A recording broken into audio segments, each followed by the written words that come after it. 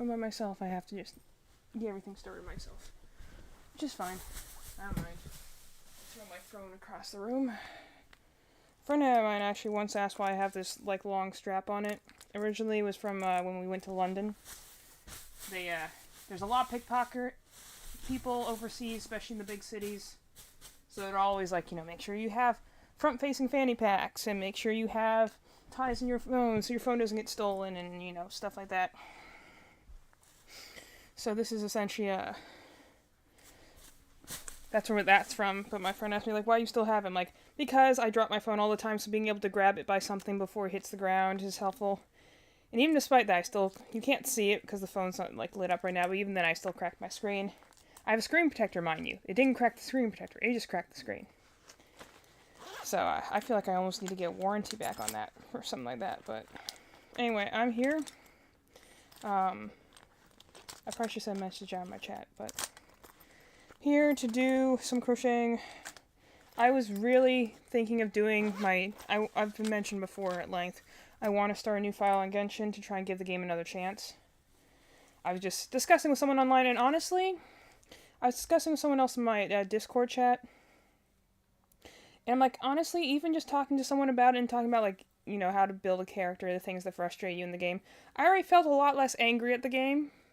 And I think that might be my issue, is that, like, I feel like I'm in a void talking about it sometimes. And I probably sounded that way last night. I was in a much worse mood last night. I don't know, something about the evening just gets me down sometimes. I wonder if I can have, like, the sun... I hear it can have for some people, but I think I have, like, the type of depression that only happens when the sun goes down.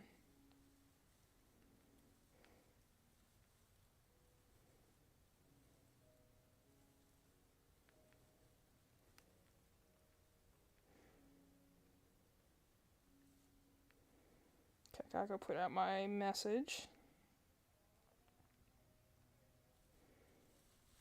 Anyway, but, so I was just talking to someone on, who I'm assuming, can only message me over things.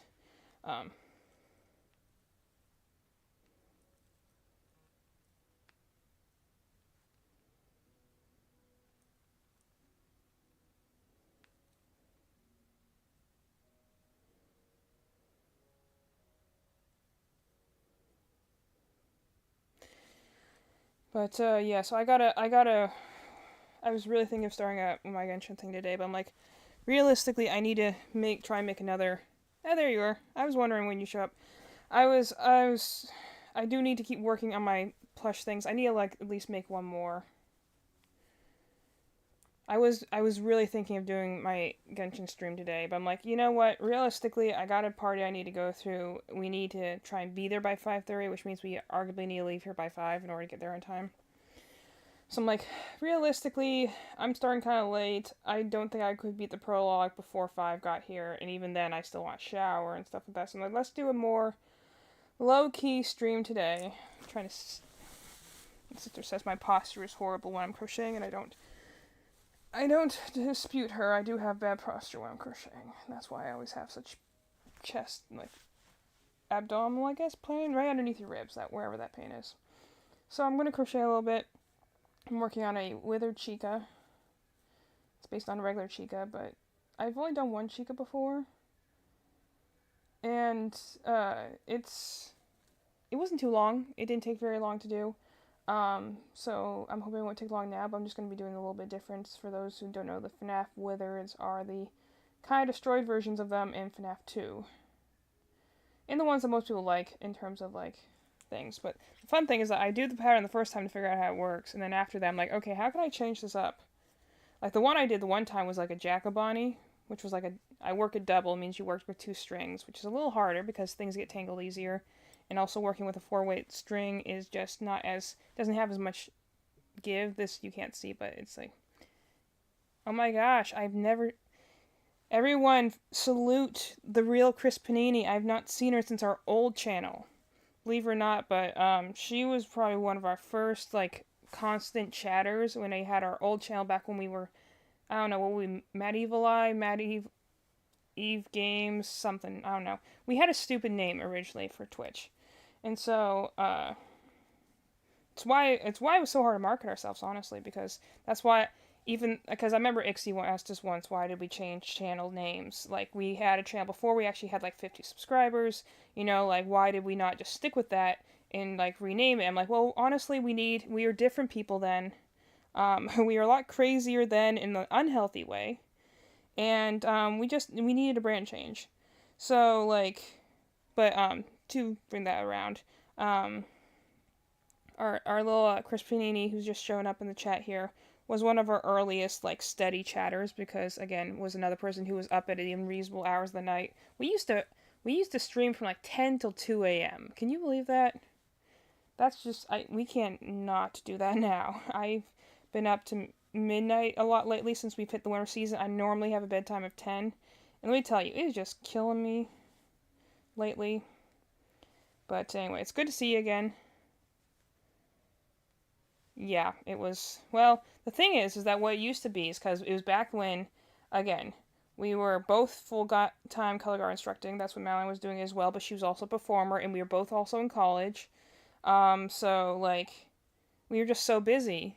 And even just trying to get one stream a week. Usually the earliest we could get started was... And also, we have a janky stream, like, set up now. It's not nearly as janky as that setup stream was. Like, that was back when we had, like, the oldest of old web cameras, tied to a bunch of cereal boxes held together with blue Scotch tape. That was our setup. And we had, like, a part of a microphone. By the way, it wasn't a microphone. It was a camera that didn't work anymore, but we could get the microphone out of it. We had that tied in front of us. And we were on a card table in front of a screen that was probably maybe a foot away from our faces, with about 2 feet of clearance between us and a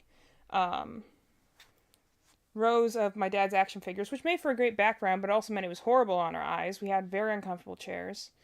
And Madeline started it originally. And then, I joined her a little later. But, no, we were literally, it was like, I'll tell your mom I said hi. 1, 2, 3, 4, 5, 6. Is that, like, we had the worst of conditions. And it was literally college crazies. When any of you kids out there, you kids, I'm not even that old, who are going to college, live wildly, not like in the, like, drugs, alcohol way, but, like, go and try things you've not tried before. Don't sleep well, that's fine, because college is the time to do that. And then you can look back on it and be like, man, I've grown since then. College is the time to be crazy, to have schedules. That's when I got into D&D, for instance. But also, like, I remember, like, I don't think it was junior year, I would regularly stay up to, like, 3 a.m. Because it was partial, it's all partially a control thing, I really realize it. Well, part of it that me and my sister realize now, it's what you call, essentially, you're, like, sleep punishing yourself. You feel, especially junior and senior year, you feel so out of control that you need to take back control of something so you don't sleep, because then you feel like you have control of something. It's a psychological thing. It's amazing to look back on your college years in hindsight. And I didn't even do that many crazy things. Like,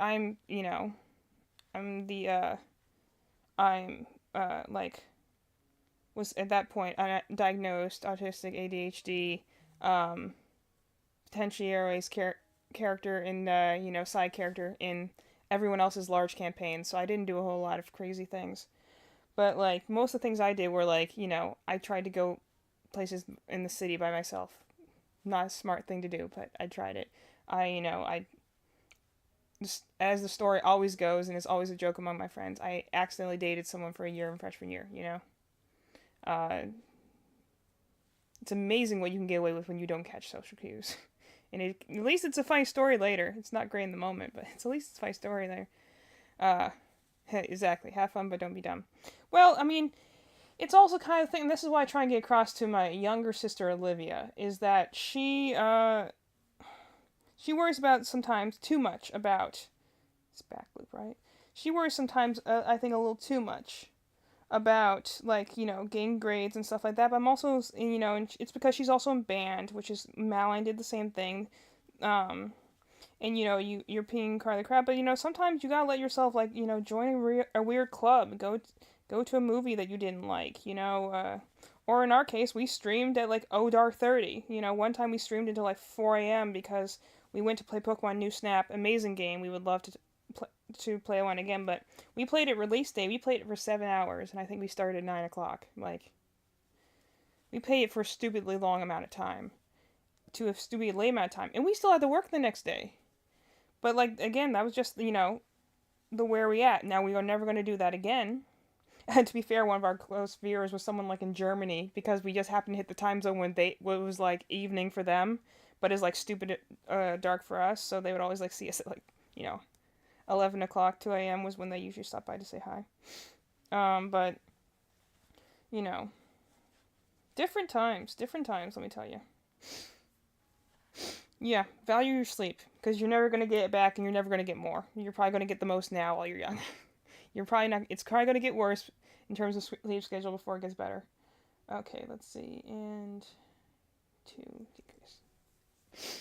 I'm kind of playing around with this pattern to see if I can make this the way I want it to look, and we're going to see if this works or not. It might, or it might not, because I'm kind of looking at the pattern and being like, I think that's when you can truly say you're getting good at something, is when, and I think this works for any skill, is when you can look at something and like you can have a pattern, but you have enough knowledge on how, like, for instance, the stitches work, what effects happen when you do a certain way, that you can go and be like, okay, so if I leave the well-traveled path, I have an idea of what I can do to get somewhere else. That's like, you know, I'm not at the stage I can think I can write my own patterns yet, but I'm like, I've made quite a lot of things at this point. I have knowledge on how, like, most of the stitches work, or how to make them. So, I think I can, like, you know, I'm kind of trying something I'm trying to make, like, a boxy, like, cut-off hand, because Chica's famously missing her hands in her Withered thing. I should have brought up an artwork of Chica to put next to me while I was working. Oh, well. Something for next time. I'm, not getting up now. I have my feet propped up. But, trying to get something that looks like a cut-off hand, so I'm going to just essentially subtract some rows, and I did one row differently. I'm going to see if that does what I'm looking to do. It might not, but we don't know. I'll know when I get to the end of this part of the body. But yeah, college is, did some crazy stuff. Like, again, the funny thing is I run my own campaign now, but, like, I had the worst TTRPG experiences, like, all through college. But yeah, again, I can somewhat blame autism on this, but because it soothes me in a way that, like, Pokemon does, being able to go in a structured system with rules and create things out of it really appeals to my brain. So, like, I just kept trying, even though I kept having no success. I, like, either was in campaigns that didn't last very long, or I was in campaigns where, like I mentioned before, I was afraid to be the only girl in the room, because what some of the guys were doing was just gross. No, I didn't finish it, but here's the head. The head right here. And she'll have a beak on the top and the bottom, because if you... I should have put a picture of Withered Chica up on the screen. That would have been helpful while I'm working on this. Just a random picture of Withered Chica with this background, with this snowy background I have. But she has a split jaw, because that's the thing about the Withereds, is that they're destroyed in some degree. I'll have to post in the chat some of the... I think I've shown before the pictures I did of Withered Bonnie, who's missing his face. And so I just made it all black to make it look like he's missing his face. But, let's see, that's 1. I need to do 3. So I'm trying to do, like, something where her jaw is split, so I'm doing the same thing of having, like, there be black, and then I'll just split her beak in half, so it looks more like what it is. And it might look like what I want it to look like, or it might not. Like, the Withered Bonnie, Madeline has the first one, because I showed it to her, and she never gave it back, so obviously I didn't sell that one. But, even once past then, I, like, figured out a little bit better how to do it a little bit different. Again, some of these alterations I probably should write down so I can make them more consistently, but, I also do kind of make things just to make them, and then I don't usually expect to make them a second time unless I really like them. So, like, I'm using a pattern that's how to do, like, the FNAF characters, but, like, I'm making alterations to make different versions of the FNAF characters. Like I am right now. That looks, I mean, it's kind of hard to see, but that kind of looks like a cut-off hand right there. It's 2. See, so I removed 1 row there. The biggest thing is I just have to remember what I do from arm to arm, so my arms look the same. But that's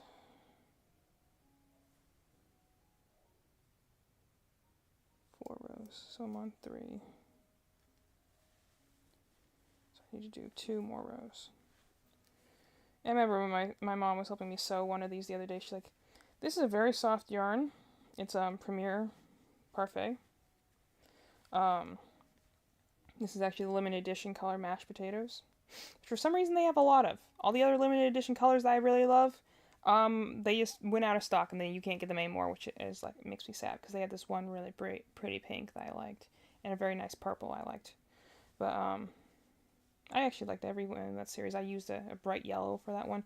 Thankfully, I could find one that was similar to the bright yellow, so when I ran out of it, I had enough to finish my plushie, but yeah, the only one they have left is this one that's called mashed potatoes, but it's a nice pale yellow. But the thing about Premier Parfait is that it's very soft, it's nice to work with, sheds like nobody's business. Super I love off topic. I'm the queen of off topic. But I bought a sewing machine today. I'm super excited. Oh, nice. What are you gonna make this time? Are you working on a cosplay or just? You know what you should do? Again, shameless insert. I would love like a t-shirt or maybe a little outfit or something for my Stitch I got for Christmas from you guys. I would, make me a little I promise I don't hate Genshin shirt for my little Stitch. Because I don't. I wouldn't. I remember speaking one time with a friend. I'll wait in anticipation. If you come back and meet with me again in like 8 years and you just hand it to me wordlessly, I'll understand and I'll know. But hopefully I'll be doing a little bit better in life by then. But that looks pretty good. So like this stuff sheds just so much. It's not a bad thing, but it's kind of part of the problem of the yarn just being soft is that it just sheds. It is what it is.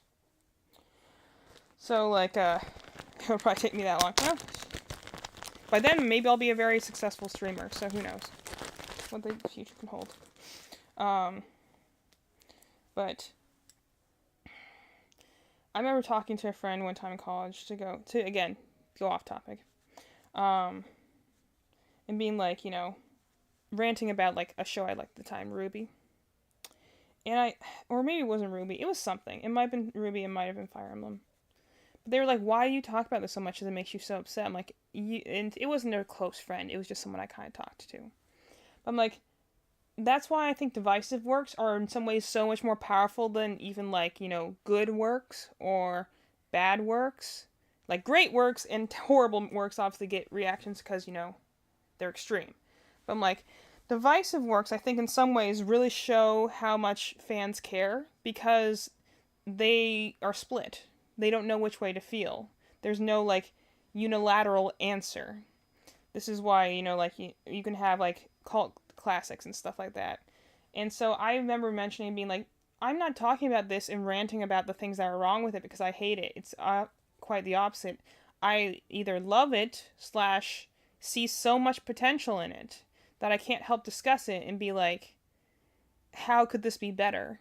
Or like, isn't it strange how it failed in this way? This is why I've been talking, and also hyperfixations, special interests. These are what make my brain feel more okay. Hyperfixations can go for both ADHD and autism, but it's very strongly linked to ADHD, but it works for both of them. Just you fixate on something for a while, and you can really lock in and get a lot of attention, but also if it's something that's not useful for you to fix in on, then you might waste more time than you realize. But special interest, at least from what I understand, again, for someone who's autistic, is that like it's when the world's hard to handle, or like you are overwhelmed, or you can't quite. Gotta love the ADHD, I know, right? Make me a t-shirt that says that. I have all the tisms. But man, I have a crochet channel I keep up on Instagram. Is literally all I favorite on there is crochet patterns and what I call my tisms channel, where it's just all these little funny thing on Instagram about like ADHD and autism and trying to be a human when you feel like an alien. I saw this really funny one the other day that's like trying to figure out your gender identity or your like your romantic interest or like your sexual identity or something like that. And like, meanwhile, person who is autistic off to the side and be like, I feel like an alien among humans, so how the heck am I supposed to figure out who I'm attracted to? I don't even feel I'm of the right species. That was one of the things that like when I was getting diagnosed that like was one of the things I was like the reason I did is because I watched a lot of like testimonials of people on YouTube, and the amount of people that are like, yeah, sometimes I feel weird, like I both deeply understand and analyze people, but on the other hand, I feel like I'm from another planet. I'm like, oh my gosh, I felt like that my whole life. That's why I relate so strongly to stories, is that I've always felt like I'm an outsider narrator watching something. Not that I'm like part of any particular moment or like with people foreclosed. So like I've always I wonder if that's too short, but then again, she also does have short arms. So we're going to go with this, and if it doesn't work, then the next time I make this, I won't do this. But we're gonna go with the short ones. 1, 2, 3, 4. But yeah. So special interests are kind of like something you get super fixated on. But special interests are something that can change over time. And I call them special interests now, which is so refreshing for me because when I was younger, I already knew this innately. Like that's why it's so like in some ways. Like, some people get diagnosed for different reasons. Sometimes it's for medical help. At my age, I'm definitely not getting any sort of healthcare support. And most that they're, I get like the special version of Medicaid, which is just like, well, you have mental issues, so we'll give you a therapist too, as opposed to like normal stuff. But it's at my age, you're kind of just getting the help just because you want to know and you feel in my case, it was to feel validated of like this whole strangeness I felt all my life, like I'm just weird. Now I realize like, no, I'm built a little different. I'm running on a different operating system than most people are, which is fine. Once you like kind of known that, because then you kind of feel a little bit more empowered. You don't feel like you're crazy, So for all my life, would call it my phases. I would say I get into phases. I get super fixated on something, and I'll go through the phases of like I'll consume all the canon media, then I'll go on usually to YouTube and look for like analysis videos. At the time, YouTube was in its infancy, so there was a lot of AMVs. You don't see a lot of AMVs anymore. I don't think even people know what those are. That's back when you used to take clips or pictures from something and you put it to music. It's kind of a lost art nowadays. Not many people do that. It's just because of the way YouTube has changed. But I used to love that a lot. And then I would go to Fanworks. Like once I discovered I didn't go on the internet until I was probably like 14, like at all.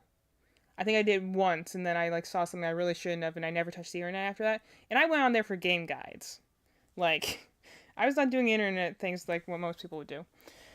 But I would go through phases, and that's the way I described it. Like for a month or so, I would get really, really in the weeds on something, and that'd be all I want to talk about and all I want to interact with, and I would relate everything in my life to that. You notice me and Melanie, we come up with metaphors a lot. It's if we've ever taught you before, you'll notice we relate a lot of things to video games, and that largely has to do with special interests.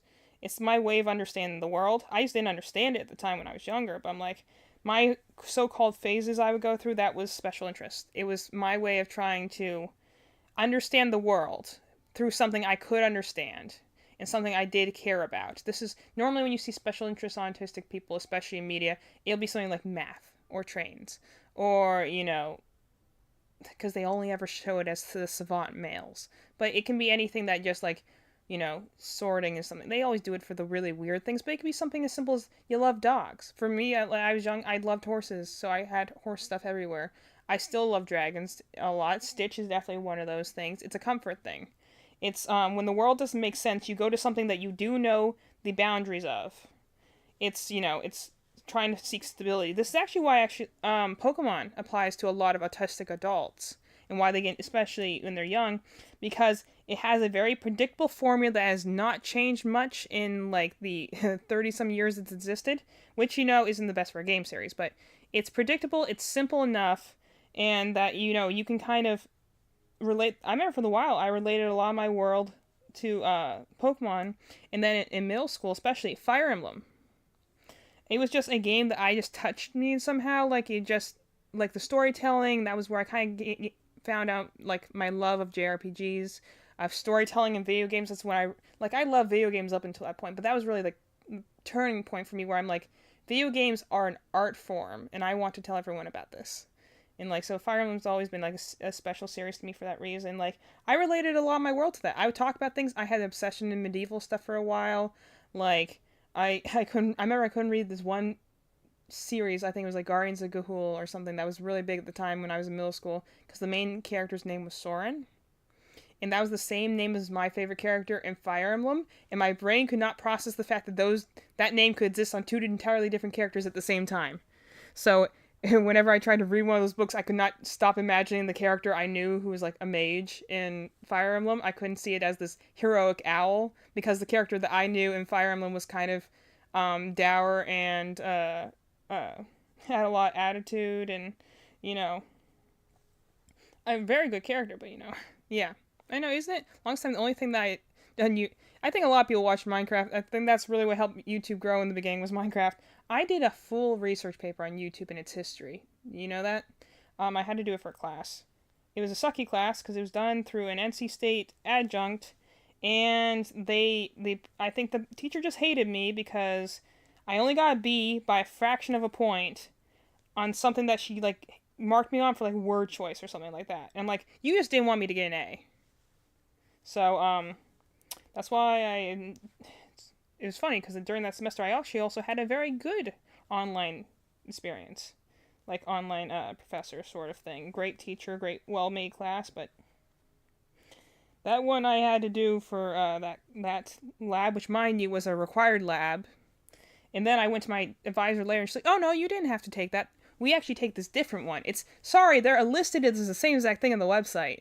But, I don't know why they put you in that one instead. I'm like, me neither. I cried over that. Thanks for telling me now. That's another thing that usually comes with any sort of hypersensitivity-based mental disorder, so ADHD, autism especially, is rejection-sensitive dysphoria. I don't know the full, like, definition to it, but essentially, like, your reaction to failure and the idea of letting someone down upsets you so strongly. Like, this actually happens a lot when Mally's brought this up before with, like, some of the preschool kids we teach. But, like, it can be so strong, it can literally, like, rock your world. So sometimes the idea of upsetting someone or missing out on a deadline or not meeting someone's expectations is so much worse than any possible consequences you could get. And isn't that just crazy how wait, 1, 2, 3, 4, 5, oops. I counted 7. I'm only supposed to have 6. Gotta pay attention sometimes. I've done this pattern a dozen times, so that's why I don't mind talking while I'm doing it, but I do still need to pay attention to my counts. 1, 2, 3, 4, 5, 6. Okay. That's better. So yeah, special interest, really important thing. That's why when I'm stressed or when, like, Mally has kind of learned how to do this. That's why she was trying to do this with me yesterday when I was really upset. I was just feeling pessimistic and angry about the world and useless, and that hits you sometimes, especially the older you get. But, so she'll try and get me talking about things, and usually I'll just go off, like, you know, just runaway train. That's why a lot of people have recommended I should do a podcast and talk about topics, because I can't talk about things for hours. I mean, we have now, 40-some hours worth of stream content that's literally me just talking about things for hours. Because I can do that, because I really get into the things I enjoy, and then I can just go for a long time. But that's why special interests are important. So, like, I would go between things, like, and sometimes you don't keep one forever. You might, like, I might have a special interest, like, what's one for a while I had?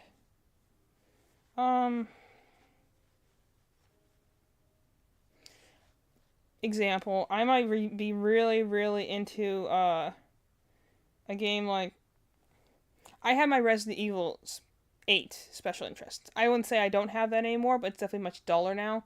I was super obsessed with that game for several months. A game which, mind you, I never played. We actually played it on stream a few times. I'm like, yeah, I don't care for the gameplay. But thematically, I love the game's construction. It really tied into my interest in Gothic literature. Like, the amount of, like, things that they have in that game that are, like, tied back to, like, classic literature. It felt like not just horror that had beauty in it, that was trying to say something. Its themes of family were fascinating. And I just got really in the weeds for it for a while. I read a lot of fan fiction. I knew every detail you could know about the Four Lords. I was fascinated by every aspect of it except for the Resident Evil things, like, the viruses, the main characters. I thought this was a very interestingly crafted gothic world. And I was so into that for months. And then, eventually, we did have one stream that was literally Mally drawing and me talking about Resident Evil 8 for 2 hours. And I did. I talked about it. I talked about all the different literature references. There's so many in Lady Dimitrescu's castle, because she's an interesting combination of some gothic literature, but also some interesting yokai folklore. Believe it or not, one of the things that I learned this from watching, again, whenever I like something, I research it a lot. It's kind of an instinct for me, because how do you have more control over an uncontrollable situation? You research the heck out of it. That's why I research so much when I play TTRPGs. It's so I know I'm going into a situation where there's things I'm not going to be able to control or anticipate, so I just try and learn every possible thing I can do on the way. I mean, people do this with social situations too. Just a lot of people who are not of my brain chemical makeup, you do that automatically. It's not something you have to turn on and go and think and analyze everything. And granted, everyone, from what I understand at least, everyone struggles with social interactions to some extent, but most people do that automatically, and then you think about things then. But someone like me, you have to go and actively think about it, which is why it can be stressful. And it's that your brain's just chugging all the time. Be like a computer if you never let it off. It's going to get hot after a while. You're going to burn it out, and that's what happens. That's why things like masticking we could get into about that. But to go back to special interest for a moment there, I was very interested in Resident Evil 8 for literary reasons. That's kind of the things that usually draw me in. Is either good story, thoughtful world telling, or doing something different that isn't normally being done. I mean, researched so much research I did into Balan Wonderworld for a while. Again, this game that I love to death, but everyone else in the internet hated. Most of them for stupid internet reasons, aka everyone did it, so therefore it was the cool thing to do. The internet can be a wonderful place, but it's also such a stupid place. And I will say, as I do every time, can we just put a match to Twitter already? The world would not be a worse place if Twitter just ceased to exist tomorrow. And yes, we're still calling it Twitter. I don't care if they renamed it X. Everyone calls it Twitter. Whenever you refer to it in a news article, they always call it X, formerly known as Twitter, because no one knows X. Everyone knows Twitter. That's called a public zeitgeist. Things that are just, it's like monuments. I think the metaphor I used in my final paper for that class was a palimpsest. Essentially something that you leave an impression on. And no matter what you do to try and change it or rewrite it, it's always going to be there in the public consciousness, because memory is an organic thing. It's why people who try and tear down monuments and stuff like that, I think, are stupid. Reorganize where a monument goes, or maybe add an amendment to how the monument, it gives thoughts to someone who isn't as well viewed now, or who we now know new information about. Add an amendment to the monument. But the monument itself, the beautiful thing about history in some ways, is its ability to morph and forget and remember all at the same time. Is that you can have a monument to say that you have a monument or something in Germany to Hitler or something like that.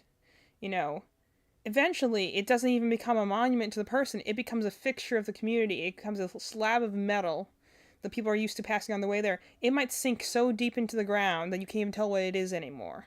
But people know that thing as a monument. Is it truly a monument to the person at that point?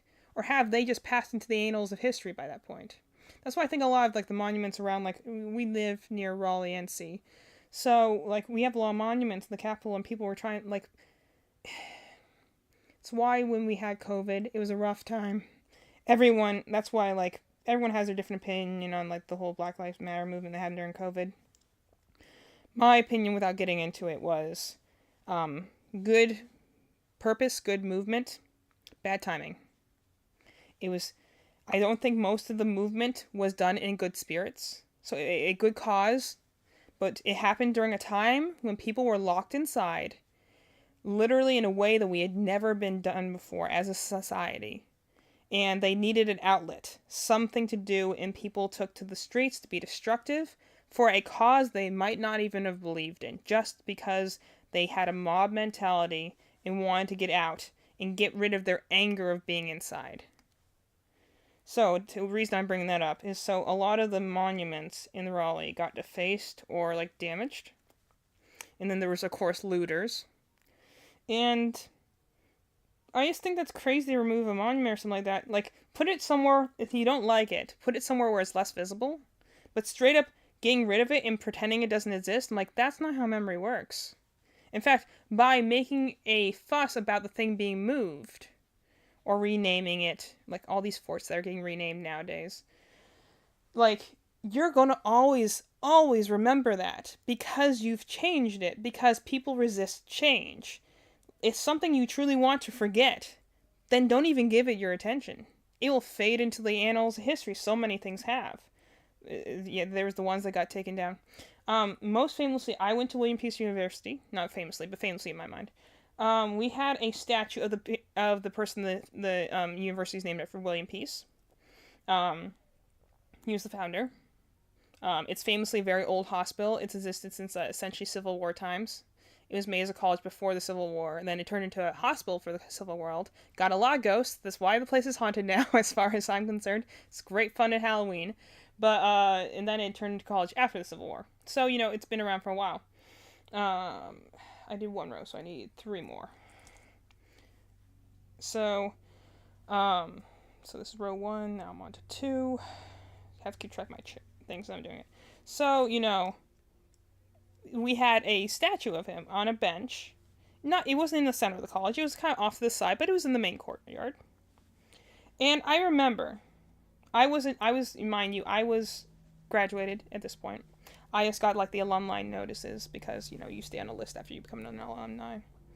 And I got a notice that said something to the effect of, we've now realized William Peace had a plantation. He owned slaves, and so therefore, out of respect to our community, we will be removing this statue. And I remember thinking, that is the stupidest thing ever. You're telling me this school, which, mind you, I went to, and I know for certain they have an entire room that's full of old yearbooks and old newspapers and everything detailing the college's history from its, inauguration. You're telling me now, during 2020, just so happens to be during the Black Lives Movement, where we were just facing every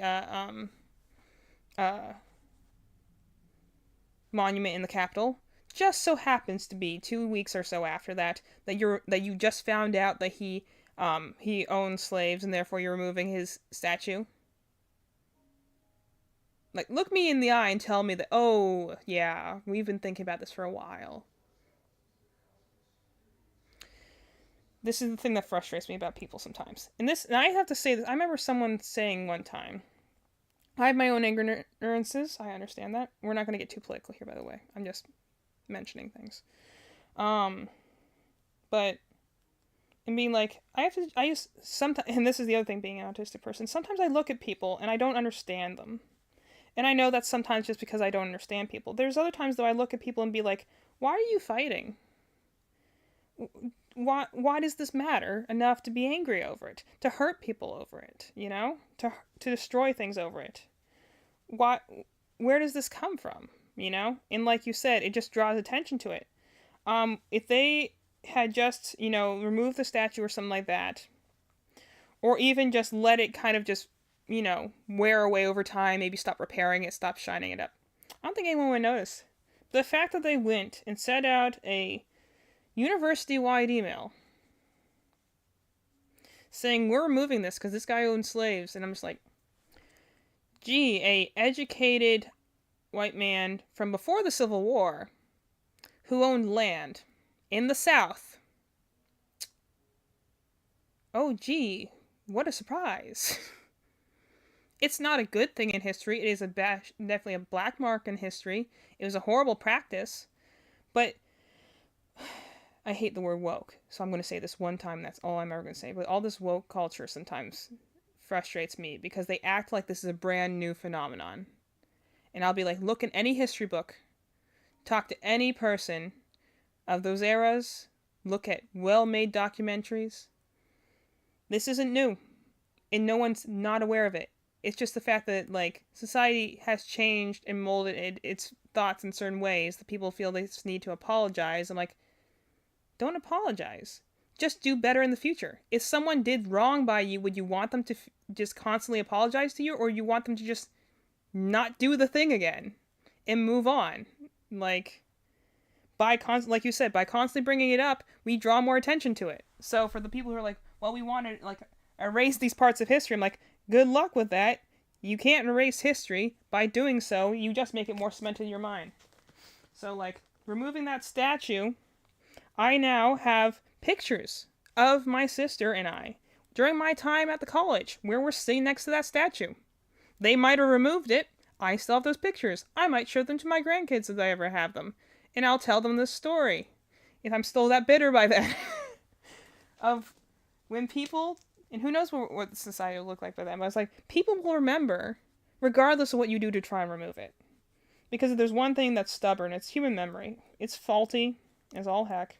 And it's always tinged by emotion. But people remember. They always will. So the best you can do is try and make a better memory. That's where the emotional manipulation comes into it. But same issue with anyone who again lives in my area of Raleigh. We have this very kind of famous, I guess you could say, shopping area, residential district just outside of Raleigh. That was called Cameron Village. I lived there for a few years in an apartment. I worked at the Harris Teeter there. It's a nice area, very nice area to walk. There's a lot of nice light shows in the season. It's next to the colleges. It's got a bus system. It's got like a Chick-fil-A. It always had like the young hip sort of not that I'm a hip person, but those young hip sort of things like, you know, salad places and jewelry places and stuff like that. Very, very recognizable thing. Elliot's when Elliot was in high school, his like captain, like the other snare drummer in his section, was literally named Cameron after Cameron Village. Not a joke. So they named their kid. To be fair, they're kind of not a weird family. They're a very southern family, I guess you could say. And like they named their kid after Cameron Village because I guess that's where they fell in love or something like that. It was the stories and how people get their names are just fascinating. I was named after a poem and a TV show. So Madeline, I think, was also named after a TV show. Not the Madeline one, like that has the little French girl, some other one. Either that was a poem. But funny things, stories, how you get people's names. So he's named Cameron. And then, I don't know when it was, but at some point they like realized like Cameron was like the name of like, I don't know, some Confederate general or something. And so they're like, well, that's offensive. People are going to get offended by being called Cameron Village. Mind you, most people didn't even know why it was named Cameron Village. It's like you don't question why we call it Raleigh. It's a name. It ceases being a person's name and it starts becoming a location, you know? So that's why I don't get this whole renaming forts thing. I'm like, at this point, no one in history is saying, oh, when I heard that name, I remember that person. No, it's a name. It's a location. Words have incredible power in the way that they will become something new, even if it's... I was just mentioning, the name Soren is the name, for me, of my favorite character in Fire Emblem. But for other people, it's the name of a main character in a book about warrior owls. That's the beauty of words, the beauty of names. They can mean whatever you want them to mean. All you need to have is like a group of people that believe it means that thing. So like the fact they went and then, you know what they changed it to? Village District. Like the Hunger Games District. I'm like, if you're going to change it from Cameron Village, then change it to something else that at least sounds reasonable. Village District, that's what you want on your mailing address? That's what you want on the side of your apartments? Sound like we're under like martial law over here? How is that better than Cameron Village? I remember for the longest time I was just like, that is so stupid. So I still call it Cameron Village. I still mention that's where I used to live. I refuse to call it Village District because who the heck's going to know what you're talking about? Anyone who lives here as a local is going to call it Cameron Village. And you know what's the funny thing? Right outside of the Village District, you have apartments that call themselves Cameron Apartments. You have streets that are named after Cameron. It's not like they suddenly changed the area or they changed the fact that everyone who lives there will call it that. But, you know, it makes somebody happy somewhere, I'm sure. It's just dumb things. Anyway, let me read your comment now. I'm studying for civics right now, and civics and economics was actually one of my more favorite classes in high school. I had a very good civic and economics teacher. She was kind of intense, but she really knew her stuff. And I appreciate that. And the question was, which of these presidents did not own slaves? And the answers were all old presidents in Obama. And it was like, well, Obama, really? If he did, that would be really, really disturbing. That's like saying it like the... Why? Why would you even... That's like saying like, oh yeah, I don't have a fake arm because I'm not an amputee. I'm like, well, no, duh. You can see why would I own a fake arm? And it was like, old President Obama. And it was like, well, I wonder which of the presidents from the era of slaves the black guy from the 20th century. I have to wonder if the teacher was being silly by that point. Like, they're like, here, let me give you a freebie question that, like, if you don't know this one, then you deserve to fail my class. Yeah. Civics and economics can be an interesting class if it's being taught well. I enjoyed it when I took it, but that's so funny. In Obama. The fact that Obama can be on history things now makes me feel old. I remember when he was first being elected. And everyone talking about how much change was going to happen, and then not a lot of change happened, at least not a lot of good change that lasted. And I'm like, one of these days people are going to figure out the president really doesn't do anything. It's entirely in Congress. It's entirely in the House of Representatives. The president can try and push in certain directions, and they can try and gather their cabinet that will work with them. But if there's anything modern presidents the last decade or a half have taught me, they do squat. They can't do squat unless the Congress and the House is of the same party, because they're not willing to all, like, you know, be big boys and girls and, you know, try and make changes that will help people. They're too busy fighting for county lines and getting more power. And the fact that we don't have a term limit for, like, senators and stuff is crazy. That's where the real problems are at. It's not in the White House. Anyone who, like, knows anything about politics knows that, but once you know things about politics, you're part of politics, and then you get weird. And little nubby arms. So we'll do those. I'm going to go in. Let's see. I need my silver. Because now I'm going to do her, like, more withered parts, so she has exposed metal. So I have this really nice... I got this on sale, actually. I think at Joann's. I have this is Burnett Velvet. So it's a velvet yarn, but it's like silver, but I've been using it like metal, like exposed metal, and it came in this really big pack. So like normally these are like $12, $13, $14. I got this for like $7. I'm still using it. I use it for all my withered things. It's a little thinner than like the Premier yarn I use. You can see it's a little thinner. Believe it or not, these are the same weight yarns. This is also why you can't pay attention to the yarn weight, because sometimes they'll be like, oh, this is super bulky. I'm like, this is a 6-weight yarn, this is a 5-weight yarn. They're practically the same size. This is also because there's a difference between, like, the European version and, like, everywhere else in terms of, like, yarn sizes. Don't ask me why. Oh, yeah, man. While we're talking about history, let's talk about Britain for a moment, and how I wonder how they teach in schools about the Revolutionary War in America. Funny times, I'm sure. But anyway, so, come on. What are you stuck on? Sometimes I pull it from the center, sometimes I pull it from the outside. But anyway, I got this really nice, so I'm going to use her feet are withered, so they're exposed animatronic. So I've been lately, when I do the withered ones, I use this silver velvet because it has this kind of sheen to it that I think is kind of metallic. I could use a gray, but I kind of like that this has this sort of like metallic sheen to it because it's velvet. And so I've been using it for my withered ones. I think it makes them look really cool. Problem is I only have it in this size, so if I make a plushie that's bigger than this weight of yarn, like if I want to use a Burnett blanket, which is like I have off to the side here, like this yarn. This is another 6 yarn. I don't know if I'm going to work on that guy today. He's a long work in progress, literally. Maybe I'll do it for my Zhongli stream, because that's who it's themed after, the color scheme. This is the base of the body, is this brown. I got some really colorful orange and golds to put into it.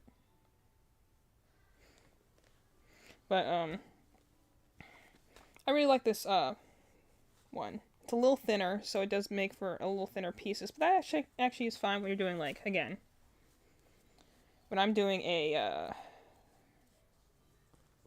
metallic, like, exoskeleton, I think it makes... And also, sometimes I do it, like, I'll make pieces of it with, like, some lark knots, and it look like, exposed wires. So, you know... That's why I kind of like doing it. It's like, it's a pattern I've done a bunch of times, but sometimes I change it a little each time for different effects. And sometimes that's kind of thing that also appeals to me in some ways, is like, you know, I like doing patterns, I like triggering new things. But sometimes I also just like making them and being like, okay, I have the colors, I know how to draw, you know, like, now this is the time when you go from, like, drawing in the how to draw book to drawing your own art type of vibes. I like doing that, you know, sometimes. All the time. Sometimes I like to try something new, but because you like to grow your skills. But I like whenever you get a new skill and you feel like you're good enough with the skill to be like, okay, I think I know enough of the basics to able to do more. 1, 2, 3, 4, 5. 1, 2, 3, 4, 5. You know, so 6, 7, 8. Make sure I have the right map for this first thing. Oh yeah, everything we sell online. Our shop is not open for the holidays, as we have a big market we're going to in, like, the first 2 weeks of January. It will open back up after that. But our shop is Dusk Drops on Etsy. Malin usually runs the, manager part of it. But, so it's not open right now because, we need to be building stock for our market. So, we left it open, like, we were going to leave it open for the Christmas season, and then someone bought majority of my plushies, which, yeah, great, I get money, but it's also like, I needed those to take to a show, so, we closed it back up. So yeah, everything I make, I intend to sell, like, with the exception of, like, there's, like, this one thing I made that I really loved. I'm like, I would be willing to part with it for a higher amount of money, but most everything I make is to sell. And I'm willing to make, like, you know, recommendations for people. I mean, honestly, unfortunately, I'm so kind-hearted. I just want to make gifts for people and just give it to them for the asking.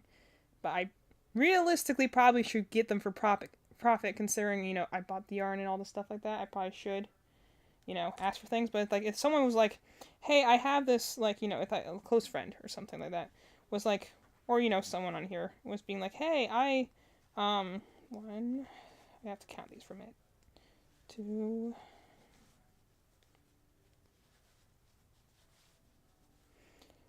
3,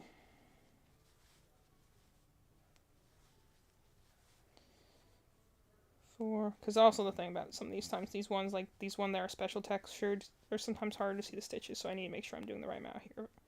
5,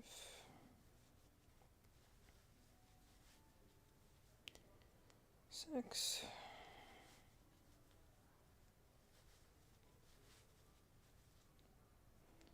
7, 8. Okay. So, like, instead, like, hey, I really, like, you know, I love Withered Bonnie, or I really would love, like, a Fiery Fredbear, or, like, I've been making a lot of potion bottles for my, like, you know, this whole Dyson. I got some really pretty ones. I have this one that's, like, an evening tide dusk. It goes from, like, you know, purple, like, orange, red, and kind of goes through those, like, things. It's really pretty. It's a really pretty color. I might make another potion bottle like that, but I'm like, if people want something like that, like, I had a friend who was like, can you make me a green potion bottle? I'm like, yeah. I know I probably should ask for payment, but, yeah, I'll do that just because people request. I'm really to try a lot of things, because you know what the funny thing is, and I think a lot of people, at least people that are more on the empathetic side, are like, to do it for myself, I'll never do something just for myself, but doing it for another person, because I know it will make them happy, now I feel motivation. And this is somewhat of a problem, because then, you know, means That's something I'm kind of trying to unlearn, because I'm like, then it means I don't look after me, and I don't do things. That's what this whole streaming experiment thing has been, like me, like just kind of doing something different every day. This is trying to find what I like, find my interests, my needs, my, you know, what's going to make me feel happy as a creator. And I'm trying to figure that out, because I do a lot of times just do things like because I'm like, oh well, this will make so and so happy, when I should be like, no, will this make me happy? You know? Okay, where's this tangled up here? Only problem with getting clearance yarn sometimes is that it's a little tangled, because usually the skeins have been through something, so sometimes I have to try and figure out where the heck the other end of the string is. Anyway, it's called Dusk Drops. So dusk, D-U-S-K space drops, like, you know, shadow drops, teardrops, dewdrops, D-R-O-P-S. There's going to be something else, but that was what we could get on Etsy, so. If you found one that has, like, a little Lugia icon and has some, like, you know, jewelry-based stuff in the banner, that's probably ours. It's closed right now, because we don't have the material to take in more orders right now. But if you have any requests, I'll put it on a list. And unless you have a deadline, I would obviously not get to it soon. But you know, like, I put on a list to go and like do at some point. I had so many Christmas presents I wanted to do this year. But I just could not, because I do not have the time. Because that's the kind of thing that's happened, was that, like, again, I do everything to kind of like for other people, because I'm just that type of person where I'm like, I'll do something and be like, people are like, this would be nice, or like, I like this thing, or I'll learn, like, because I'm not great. Again, this has to do with me having sometimes issues with interpreting humans, but like, if someone tells me they like something, I immediately want to make them and get them stuff for that thing. I want to buy one of your pushing dice bags because I need a new dice bags. Alright, I'll send you some pictures over Discord later. I can show you what I have right now. And I can also show you some of the yarns I have, if like there's any colors. Like, for instance, like the one I'm going to work on next. I got my yarn bag over here. It's like the next one I'm going to make is with this this pink, really nice bright pink I have here. I want to try and do every color of the rainbow, but I also have some really nice variegated yarns, which means that those are the ones that like stripe between different colors, or like will go in a gradient. So I can send you some pictures of the stuff I have if you're interested. And, you know, I could potentially set you up like a private order. Or like we could set aside stock for you if you could wait until like January when we open the shop back up. I could set aside something for you and keep it for you until, you know, like the shop's open again, depending on how soon you want it. Treble. So treble stitches are interesting because you have to put like a lot of loops on your hook. 2. So I have to pay attention for here. Moment here. 3.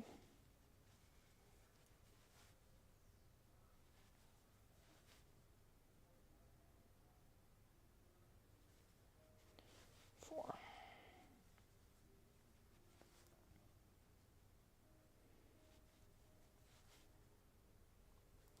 So I don't know if you can see that very well in the thing, but I have like 5 loops on my hook right now for a singular stitch. But that's also how I make the really cute toes. These are called bobble stitches. You put a bunch of stitches in one thing, and you put a singular stitch next to it. And when you do it, it looks like a little toe. You can kind of see it. I don't know if it's coming through that very easily. It's kind of hard to see on the velvet, but it pops out like a little toe. Okay, what do I need to do next? Treble, 2, treble, got it. Don't ask me why they call them treble stitches, because, again, in the British terms, they're called triple stitches, as they should be called, because it's, you know, usually triple, like you do a triple crochet, but, like, for some reason they're called treble here, so. I don't question why they call the things, I just make the things. Okay, so 1.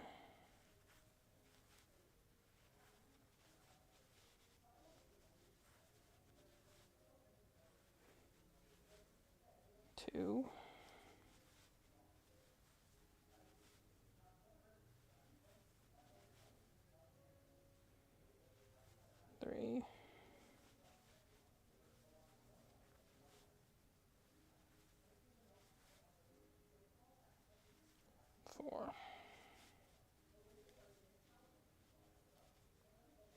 1, 2, 3.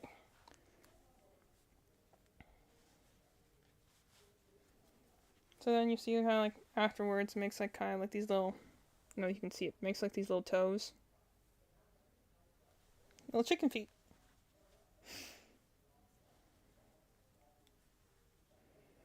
Okay, and now I'm going to, pretty sure this is where I switch out my yarn.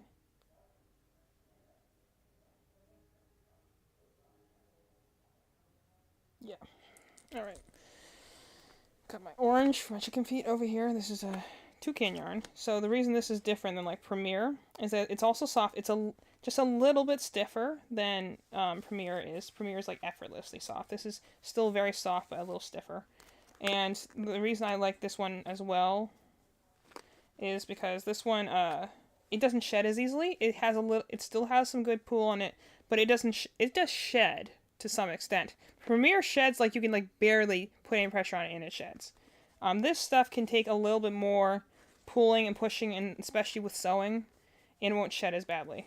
So I do like it for that reason. It is a little bit more on the stiff side than something like this. This is definitely much softer. You can't tell, but this is definitely a lot softer. You can see it has a little bit more plushness to it. This one's a little thinner and stiffer, but it's good for ones where I don't want them to shed. Okay, so let me switch my colors out here.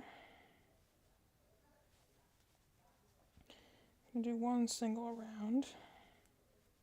So what kind of like bag colors are you thinking? Like what color would you like? I got pretty much everything. And a couple of locations actually. Most obviously Joann's. I go to Joann's. Namely what I'm getting for like Burnett is the one I use for this super thick stuff. This stuff I said before, this is their brand of big twist yarn, so it's 6. I like it. It's very soft. It has a lot of stretch to it. It's very thick though, so like I only use it for large plushies because it's very thick. Blue, purple, anything in that category. I got a lot of really nice blues. I'll have to show you some pictures. I have so much blue. I don't know how, because I also shop clearance a lot, but I don't know how I ended up with so much blue yarn. I have like 6 skeins of jumbo blue yarn. I don't know what I'm going to make with it. Maybe a giant sea monster. I don't know. I have like 6 skeins of giant. Oh, hey, Ixie. So we're just talking yarn. I'm crocheting. I'm making a foot. So feel free to lurk. I don't mind lurking. In fact, when I'm in Twitch things, or like any sort of stream, I'm usually a lurker. I'm not a commenter. I'm so socially anxious. There's no way I could ever leave a comment. But so I get a lot of stuff in Joann's. It's where I get my Burnett blanket yarn. That's where I get my big twist yarn. Lately, I've been using a lot of big twist. At least of the more plush ones. I got some of the Posh I'm looking forward to, which is like a thinner, high 5-weight yarn. So still plush, but like thicker than like a standard yarn. What most people see when they see yarn, like if you think of yarn for like a craft or something, are thinking of a 4-weight yarn. And I've just started working a little bit more with those because those are the ones I use for potion bags. So I've just started getting like for Black Friday I had to do like I got a lot of yarn from Joann there because I didn't have a lot of colors. I wanted to make more potion bags and I realized I only had 5 colors. I'm like, oh, I might want to get a couple more colors so I have options. So now it looks like a little exposed foot because it has like the metal parts on the bottom and it has the orange around it. So that's why I like using it for like metal bits. So I also buy Premier Parfait. Actually, any Premier yarn.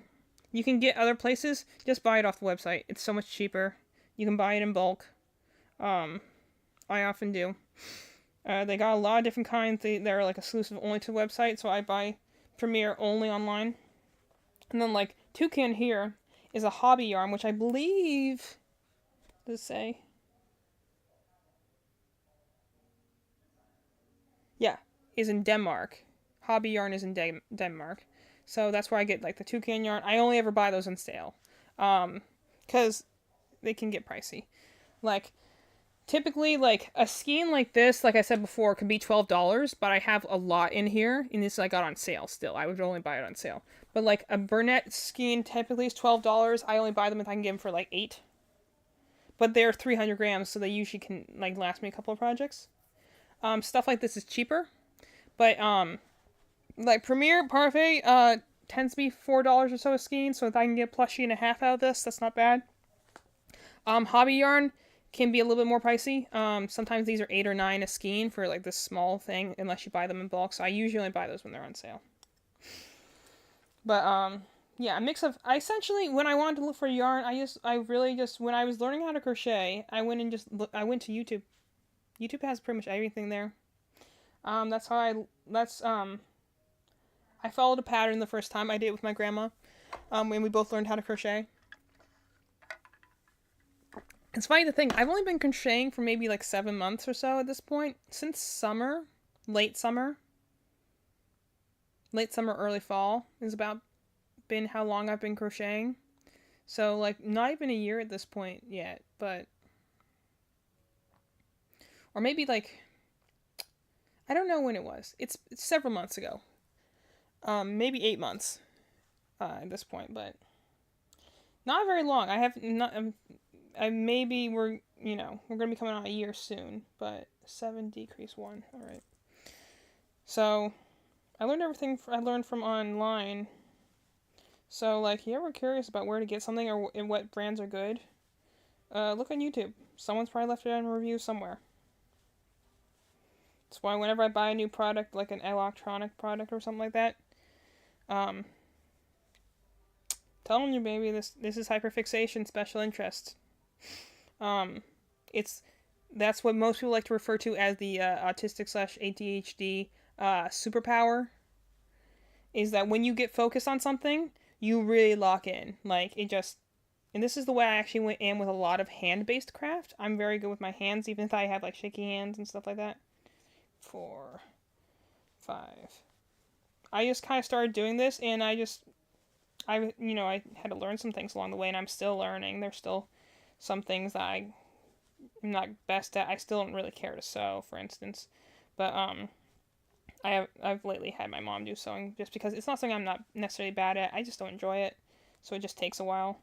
But yeah, I just kind of took to this pretty easily, and then just it was kind of like art, like with drawing. Like you learn the basics, and then you want to make your own stuff. So I used to like buy a lot of crocheted things from markets, and then I'm like, there's a point where Madeline's like, you probably can make that. You're pretty good, and like I used to knit when I was younger, so she's like, I'm like, okay. So I looked into it, figured out how to do the basics, bought some books, bought a butt ton of yarn, like legit. We have an entire room full of yarn. I probably own over 1,000 skeins of yarn. Granted, in different colors, and some of those are repeats, but I own a lot of yarn, and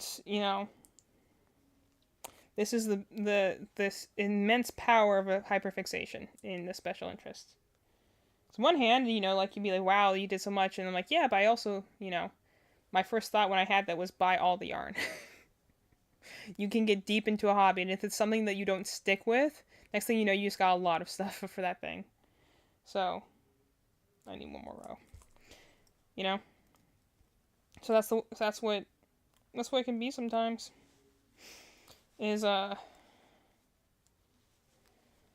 Sometimes I can, and that's the thing that people I wish showed a little bit more, because unfortunately when you have like artistic representation and things, and the reason I didn't assume I had that for the longest time is kind of because of the media representation. People like to see people like that on like the higher ends of the spectrum, because now we know it's a spectrum thing. We're starting to actually do studies that aren't all just young white boys. We're starting to look at, how does it affect different people and different races and different genders and stuff like that. But different ages. The amount of people that think that you just grow out of being autistic and it doesn't affect you as an adult. I'm like, no. You learn to cope by being an adult. For the better or for worse, you figure out how to cope and do strategy, so it's just less visible, but it's still there. It will be there with you forever. Not a bad thing. I like how my brain works, but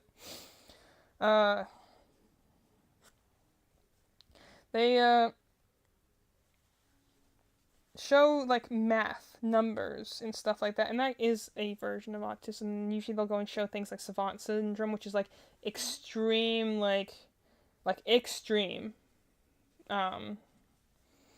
versions of like a talent. That's where you have like the tortured genius trope of like you can like deduce all these calculations in your head, but you will never understand people. You'll never feel love and stuff like that. All the dramatic stuff that's easy to make for movies.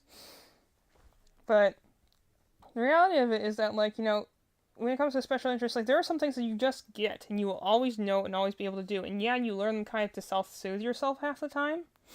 But that also means sometimes when you get into something, like I got into crocheting and I can pop these things out. I can do this for a while. I've been having a conversation this whole time we've been doing this. Like my mom says it's kind of like a fidget for me, and I'm like, that's accurate. I would say that's accurate. Let's see. I think I tie this off now. Yeah, thought so. Like that would be an accurate assumption. But like you can sometimes like when you're really locked in and have that really hyperfixation, you can get things done. You can learn really fast and you can excel. Like that's also kind of how I am with writing. And the funny thing is that like in even art to some extent, I don't do as much as I used to. But largely just out of lack of time. I still enjoy it from time to time. I still clearly have the skills. It's just one of those things I realized I don't think I'm ever going to be able to pursue this as a career. I've not put in enough effort to know how to do it. But man, I do like drawing Pokemon. So I got one little chicken foot. I'm going to work on another one. Me and my dad both get easily stuck on things easily, so we have piles of stuff. Archery, leatherworking, quilting, that is just lying on the ground and no one has used for a long time just because we got hyperfixated and then got over it quickly. That's the thing, you have to, I feel like hyperfixation is you almost have to ride it out. Like, that's why, like, sometimes, lately I've been doing things, I'll, like, research things for a while, and then, like, after it is, like, still there after a couple of weeks, then I'll be like, okay, this is a good idea, I'm gonna go do it some more, Or if it's a short hyperfixation, like, I was talking about my phases earlier, I would get to it, there's something that I get into just for, like, a little while, and then I'm like, okay, I've had my fun, I'm done. And you move on, and that's also cool. That's fine.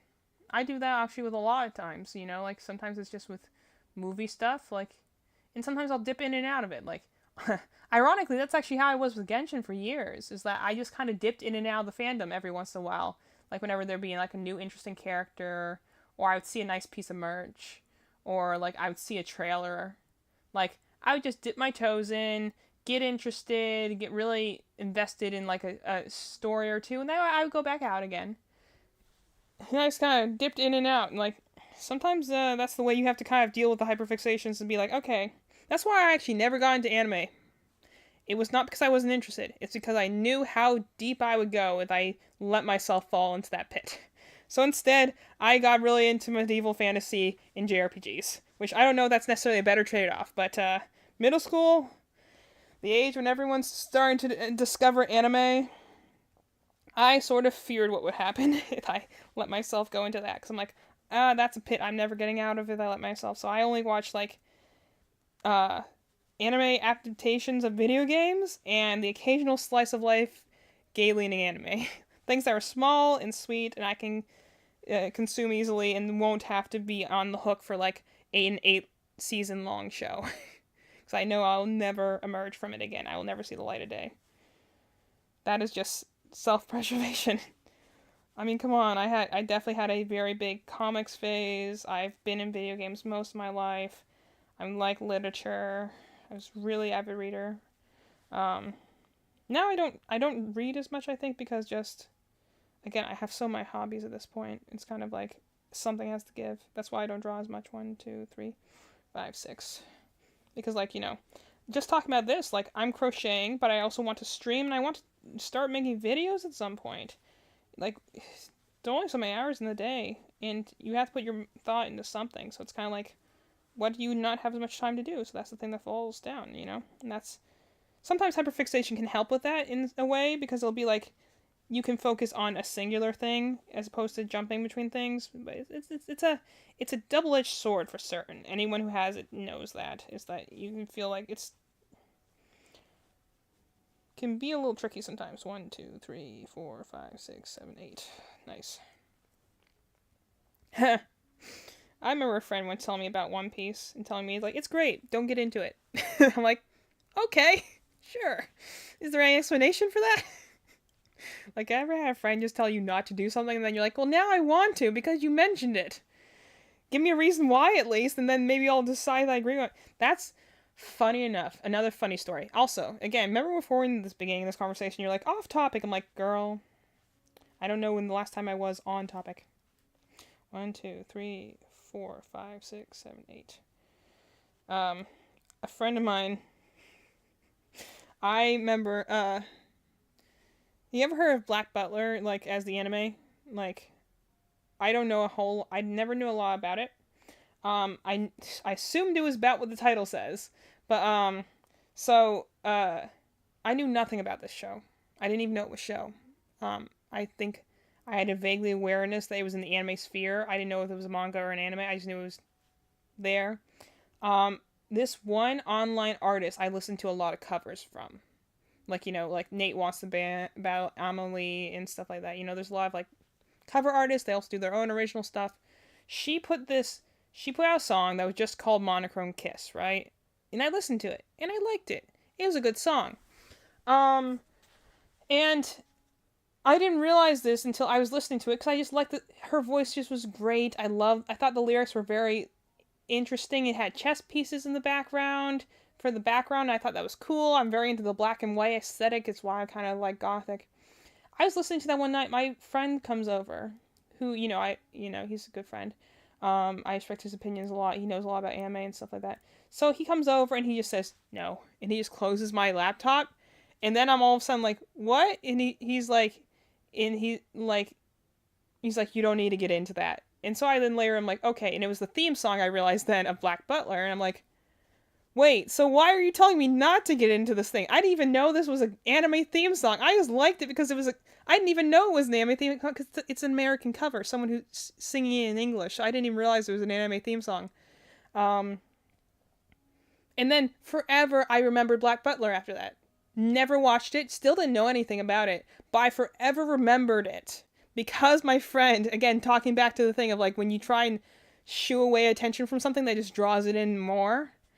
And, like, I forever remembered it and fixated on, like, why is my friend trying to get me not to do this? And then, so I actually went, looked it up, researched it a little bit. I'm like, is it because he knows I like gothic stuff?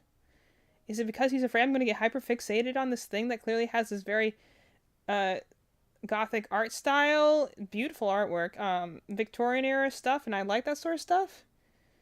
Is there something bad in it I shouldn't know about? Like, because he didn't give me any explanation. I'm like, if you're going to tell me to avoid something, at least tell me why, because then I can be like, someone tells me to avoid something because they're being like, yeah, it's really sexual, there's a lot of sexualization, that's why my friend told me don't watch Fairy Tale. And I'm like, why? I'm like, it has dragons in it, that's cool. He's like, no, but they have a lot of boob jokes. I'm like, oh, well, yeah, I guess I wouldn't, that probably wouldn't be in good taste for me. That does annoy me when they do that. That's fair. Then I'm like, okay, you're telling me to avoid this because you know something about me and you're aware of that, and so you're trying to help me. Then I'll be like, okay, cool, I will take your recommendation then. But would you just say, oh no, just avoid that? And then the funny thing is that the reason I bring it up now is that not too long ago, some point earlier this year, I just out of curiosity, we were in a bookstore, I was bored. I saw they had, like, the first edition of Black Butler there, so I just pulled it off the shelf because I thought the cover looked cool. And so I was doing the thing where, like, you read it from the back and you work your way forward, which, in a manga, it just means that you read it the normal way. But, so I was just flipping through it, and I was like, okay, because it's, the way the first volume, at least, has this kind of murder mystery vibe, but it's also, like, actually, I later bought it and read it, I'm like, it's actually oddly comedic as well. It has a lot of dark humor and also just a lot of straight up humor, just slapstick stuff going on, which again is tonally interesting when you're pairing that up against a like murder mystery in Victorian era. Everyone likes using Victorian era too because it's just a funny snippet of history. That's why people like Jack the Ripper and stuff like that. And so I'm reading this and my sister's like, no, and she just takes it out of my hand and puts it down. I'm like, why? Now I want to finish reading it because you told me no. Like, you don't want me to do it. And she's like, oh, just, she's like, it's got a really nasty reputation. I remember all these people in high school who were really too much into it, and they were sweaty and gross and weirdo people. And I'm like, oh, okay, I guess. But that doesn't tell me anything about why I shouldn't read the material. That tells me why, again, much like the Sonic fandom, much like any fandom, much like most online things that involve adults, online culture can get weird. It's kind of an understanding at this point that, like, unless you are someone who somehow has managed not to get into one of those, like, I'm a Sonic fan. I like the Sonic fandom. I think it's generally a pretty good place. There's also a lot of really weird people there. Because I think Sonic was, being the fact that it's, like, the oldest online fandom, it's, of course, the one that got into all the fun details first. Like the foot fetishes, and the furry stuff, and the Mpreg stuff. Lots of messed up Sonic stuff out there. Never look for Sonic stuff without a safe search on. Even if you know exactly what you're looking for, never look for stuff without a safe search on. And even then, be very exact with your keywords. But I know the internet's a weird place. So I know most anime fandoms are typically rabid and very hard to get into. Unless, again, you're looking at slice of life stuff or like sweeter romance things. Like most anime, for some reason, are the ones that get popular, are the ones that are like about them suffering and all dying in the end. I hear that's what like Jujutsu Kaisen's supposed to be, right? Or like, back in my day, you had like Death Note and Attack on Titan, the ones that get really big are the ones where everyone dies. And so, of course, the fandoms are weird. Let's see. Treble. Alright. Sometimes you got to just love the material and stay with... Exactly. What fandom is it? There was a fandom that I'm like, I love this, but I'm never going to look into the fandom. Which one was that? There was something that I was like, I love this. Oh, it's not like I didn't like it. I really like the Persona 5 anime. It's just based off the game. I love Persona 5. It's one of my 10 out of 10 games. I love it. I know enough from being in the Persona 5 fandom that everyone for some reason hates the anime. But I love the anime. I've watched it twice in Japanese and once with the dub because the dub has Matt Mercer, and who doesn't like Matt Mercer? He has such a wonderful voice. But not to mention it has Xander Mobius. He's also a really great voice actor. He does Joker's voice. Love him. But like, I love the anime. But I'll never discuss it online because for some reason everyone hates it online. And once you step into that space and you let that toxicity into your life, you can't enjoy the original thing as much. That happened to me. That's actually kind of the reason I got out of the Ruby fandom, which was another like anime sort of show I got into and I really loved. But I was too much into the fandom, and also I let my friends' opinions influence me a little bit because I like watching things as a social activity and like seeing other people's opinions because I like discussing things. And again, as an autistic person, sometimes that does not work in my favor because sometimes I like to discuss things very viciously. And I don't mean it in like a mean way. I just like to like analyze things like under a microscope, and sometimes that annoys people. Sometimes I will not get the cue to shut up. So I've definitely spoiled a few friendships that way, but living and learning. And, like, I will never look in that fandom because I know everyone online only has... Or, another fascinating one. More recent, for those who have, like, watched us in this channel. Detroit Become Human. Love the game. I want to do a lengthy video essay on it because it's a fascinating game. And also, oddly enough, like, the only choice-based game that's not horror, like, related. Because you see 1,001 video essays about, like, Until Dawn, or the Telltale games, which admittedly are good games. I played them. At least the first season was very enjoyable, but choice-based games, not so much. They give you the illusion of choice, but the story is really ever going to go one way. You have, like, one major choice at the end, and that's not really a choice-based game to me. So, I love Detroit Become Human. I talk so much about it. It's definitely still in the back of the mind as a special interest. I want to come back to it at some point. Love that game. I watched it, and then I thought it was not going to be as much fun when I played it, because I'm like, oh, well, I already know how it ends. Mind you, this is a game that has, like, 80 endings. But, like, the best ending, I'm like, I'm not going to enjoy it much doing it. I loved it, still just as much doing it the second time. But online, for some reason, there's so much discourse. And you know why it is? Because it's the J.K. Rowling effect. The creator did something that offended a lot of people. He might have been might have been like sleazebag or something like that. I never got into it. Some reason everyone hates the director, so now for some reason that means that you can't touch the game. People forget to separate the art from the artist, and so people are like, oh well, it's a great game. Too bad that guy made it. I'm like, the guy could be a horrible person. That doesn't change the fact that he made a masterpiece of a game. And also because some people are like, the other Discord is that they're like, well, this is very realistic. Or they'll be like, I don't know if I like the allegory to racism in here. Or maybe it's, like people argue over the stupid little political things that are literally in one of the story paths of 3. Like, I think there's way more interesting things to be said about humanity as a whole than breaking this down to, well, I think this is a pretty bad race allegory, or its depiction of revolution and war is pretty one-sided, or like philosophical things that you're just like,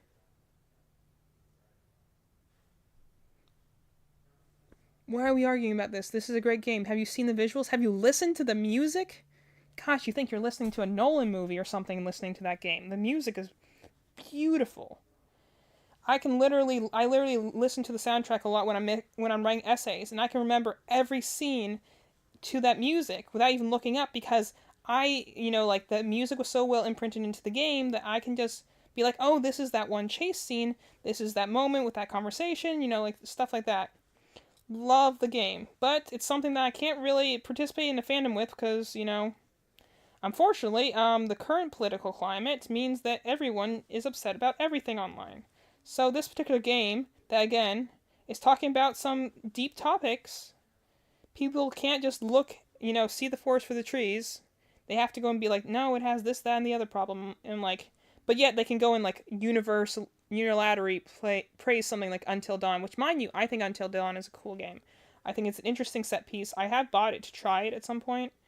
But like, we can go and have that, 1,000 different video essays on that game, or about like the Dark Pictures anthologies, which I also do like as games in terms of like narrative story-based games, or Telltale games, or oh my gosh, so many video essays about The Last of Us and The Last of Us Part 2. We can have all those, but no one wants to talk about Detroit Become Human, which is I think easily right up there with those type of games. And again, I'm not saying it's the best story ever written. It shouldn't be. Not every story that matters has to be the best story ever written. The reason we have genres, the reason we have discourse is because meaning is subjective. So people are like, oh, the story isn't very well written. I'm like, this is also a story that, again, has so many different pathways, so many different things. It actually lets your choices matter. Like, you actually can do a thing in the beginning of the game, and it can hurt you later on, and you won't realize it because it doesn't have a little spinny icon that says, oh, your fate was changed. Oh, you've altered the course of the story. No, it's like life. There's literally, my favorite part is, like, there's one part where, like, you can literally end up with a certain character getting killed, not for any particular thing you did. You could be, like, you could do your job, you could be decent, but if you are not kind, and you treat him like a jerk every single time you interact with him, this person who was suffering on the inside, but you didn't know because you never asked. Like any person in real life, like if you were dealing with an actual depressed person in real life, there's a point in the game where he goes and like unalives himself, And it's poignant, and some people were upset that they couldn't change. And I'm like, but no, if this was like, that's what I think is uniquely realistic about it, is that like, yeah, you don't realize because you're so set in your way, you're so determined to beat this part of the story. It happened to a lot of people who play it with a gamer mentality instead of a more like thoughtful mentality. Like, you were so busy trying to complete your missions, you were being a jerk to this guy who was being a jerk to you, but you decided to give it right back to him. You don't realize how much he was suffering the whole time, and you push him over the edge, and you have to live with that choice because that's not the end of the game. You still have more game to play. But you have to just accept the fact that your choices, your behavior over time stacked up. And eventually it caused someone else harm. And you have to live with that. That's a great thing to do in a narrative choice-based game. And not many narrative choice-based games do that. And I'm not saying every moment is great in the game. I have my own criticisms for the game. There are some things I think it could have done better. Because there is no such thing as a perfect product, a perfect story. Nothing is perfect, and that's why we love it, because we wouldn't accept perfection, because we ourselves are imperfect humans. But that's why I said in the beginning, I think divisive things tell us a lot more, because the people who are, I think it's interesting to see the people who are so turned off by an experience, as well as the people who are willing to die on the hill to defend it. That's fascinating. That's also why I guess I debate so much about things like Genshin Impact. I'm like, because I find this thing's fascinating on how it can succeed in some ways and so fail in other ways. And yet we all call this, what at the end of the day do you judge this experience? And I don't give judgment to Genshin Impact yet, because I know I have to give it more of a chance.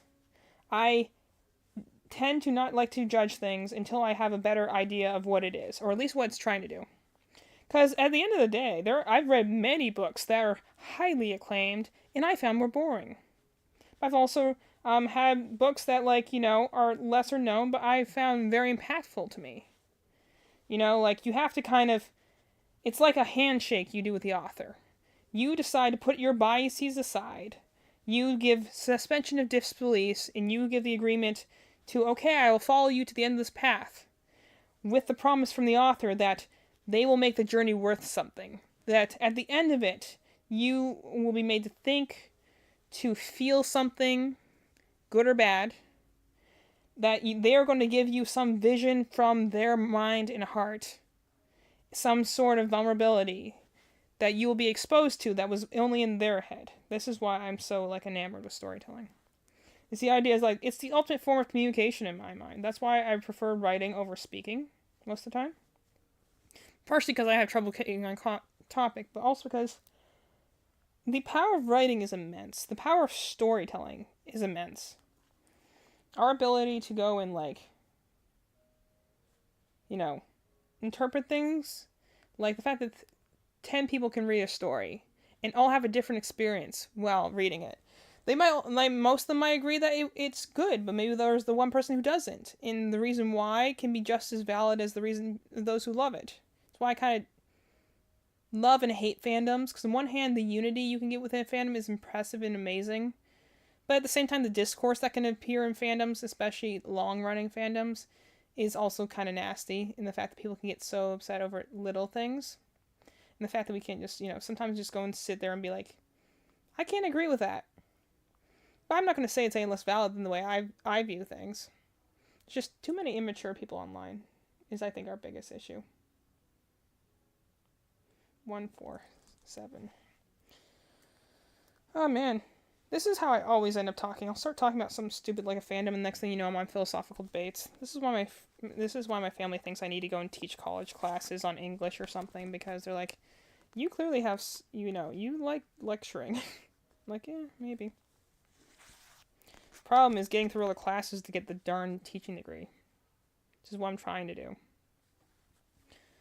Want to talk about rejection and sensitive dysphoria? I ended up missing out on a class, getting dropped from said class because ADHD, and I was busy, and I felt like I just didn't want to wake up the next morning. I felt like an utter failure of a human being, even though it's really not that big a deal.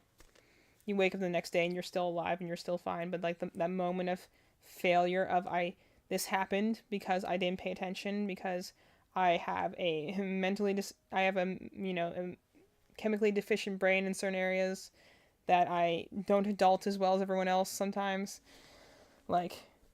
It hurt so much. I was in the middle of a job when I found out that I was I had to just go and I felt like such an invalid. I had to go and pace for a little while because I just felt so upset, and I didn't know how to soothe myself. So I remember I crocheted a whole teddy bear that night because I needed some other way to deal with things. One thing honestly I'll say, as long as we're talking about mental health, one of the biggest thing I've had as an autistic person, I've realized, is the fact that the worst thing sometimes is that you can feel emotions so strongly. It's actually what makes me a very empathetic person. I relate to people very well, and the fact, because I know what it is to be on the outside, to be an outsider. I don't judge openly. You have to give me a good reason to. once I have a bad impression of someone, or once my trust is lost, it's incredibly hard to get it back. Like, once somebody is shown that they, like, are not worthy of me giving them the 20,000 chances I want to give them, I just turn around and I don't try. Because, like, I'm like, it's a lost pursuit. But the thing is that, like, about me being, like, very empathetic, I like to help people, I like to care for people. The thing is that I feel emotions very intensely on a lot of things, especially artworks and music and stuff like that. The thing that's difficult is that I don't always know how to name an emotion. Has anyone ever had that issue? Where, like, you're like, I feel strongly. I can feel good, I can feel bad, but naming what the emotion is incredibly hard. This is such a pain in the butt in doctors and, like, trying to do therapy. It's trying to put a name to feelings, and just all you can say is, like, I feel bad.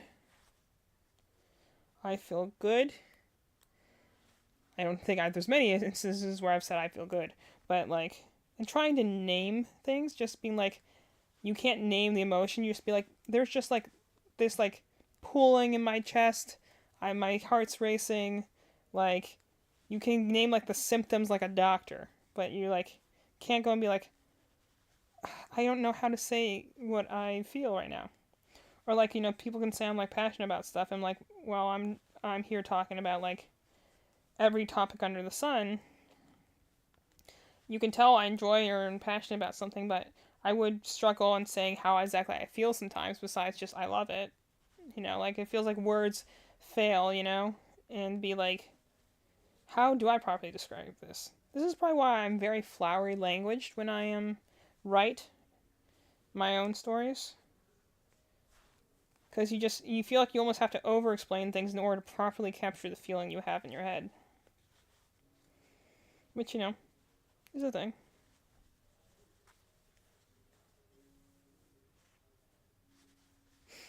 Okay, did I do this right?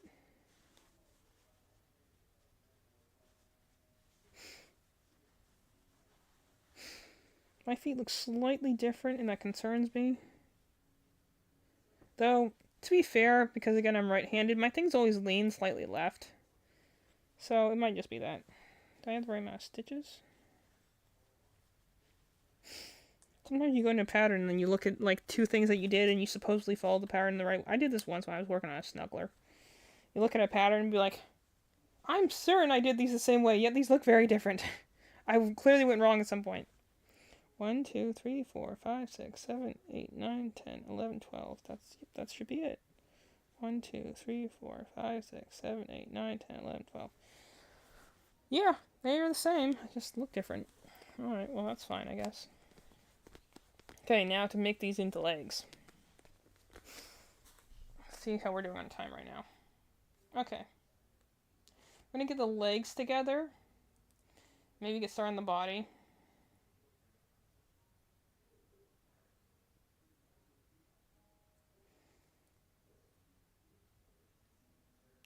I mean, if everyone's enjoying the discussion time, then I'm always happy to do that.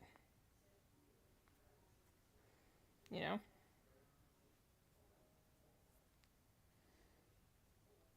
$2.15. I'm gonna go to see digestive people tomorrow. And there's the bots. I wonder if the bots just show up automatically after like 2 hours or something. We had a bot show up yesterday. Another case of the internet being a weird place. Leave it alone.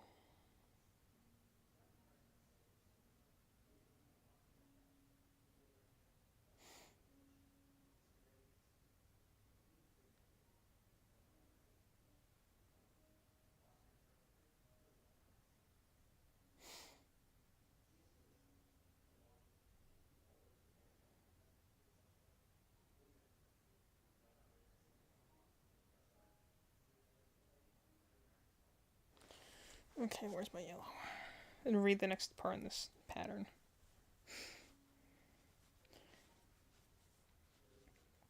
It says to change the main body color.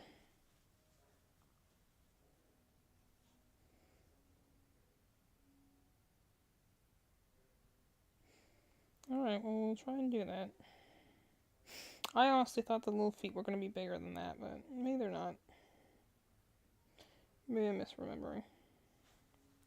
So we'll do what the pattern says. We'll switch colors.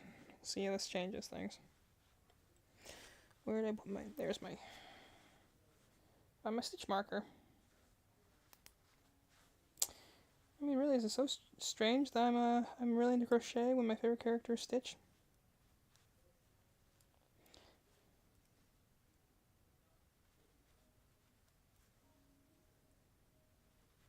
Okay, come on. There we go. Alright. Yarn number 3 on my lap. Put this one back over here. Alright, let's see if we can get these legs stuck together. Okay, I'm pretty sure. Yeah. Chain 2. Join, alright.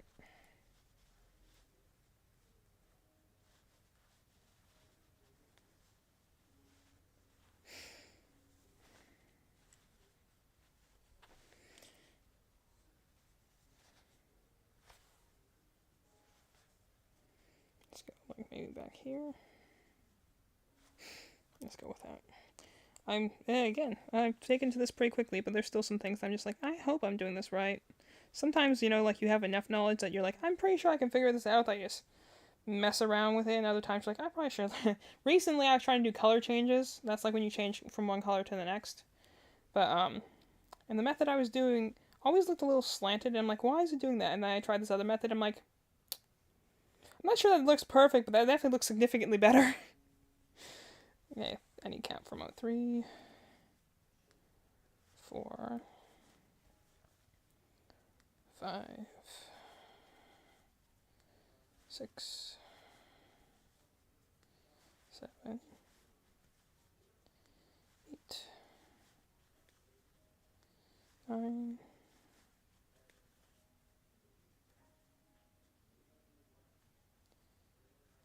10,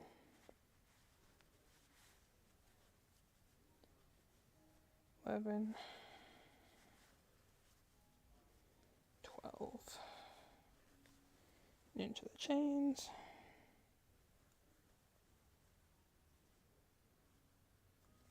Come on.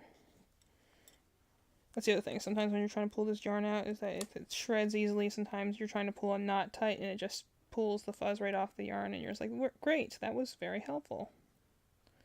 Thank you very much. Okay. Pulling the chain. So chains are these little, like, it's kind of hard to see. They're these kind of like little tiny things in the middle. They're kind of like half a stitch. So you can use them to like connect things together. They're not like proper stitches, so sometimes you call them foundation chains if you're like making a blanket or something. So sometimes I find them a little hard to work with. Come on, go through both loops. There you go.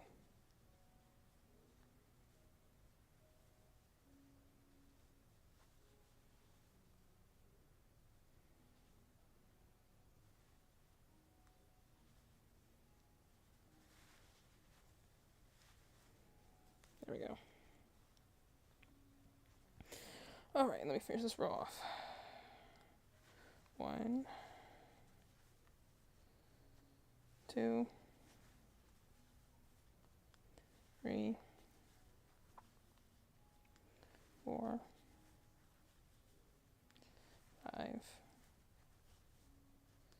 6, 7,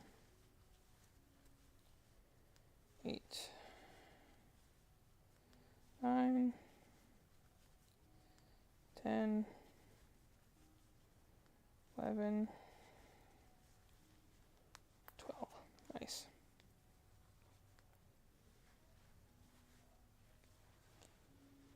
And then back. 1,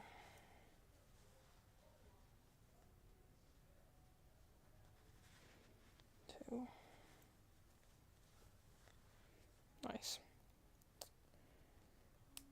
And then we have the beginning of some chicken legs. One more stitch here so it's a little more stable. See? Got little chicken feet. Got little toes. It's pretty nice.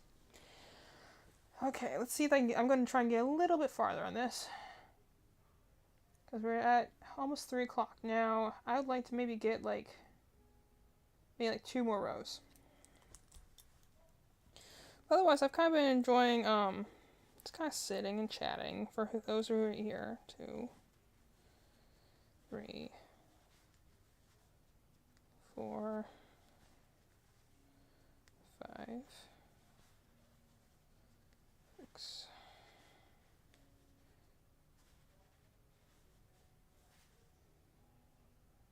1, 2, 3, 4, 5, 6. Yep. Increase. Okay, I don't need my orange now until I need my beak. I'll make the beak pieces later.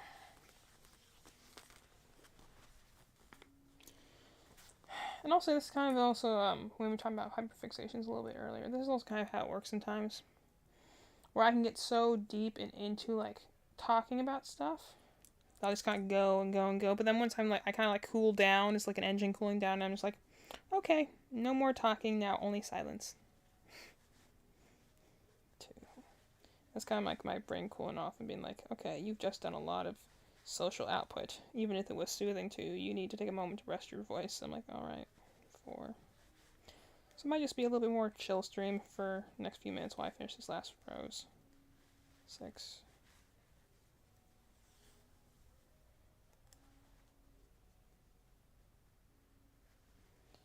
7. 8. 9. 10. 11. 12.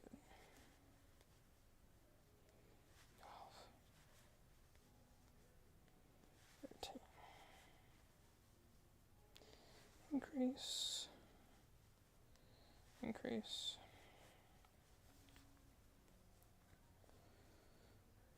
1.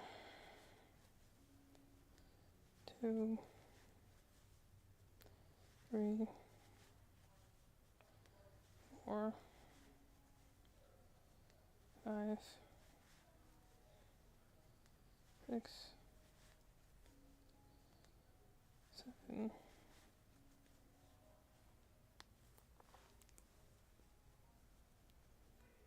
8.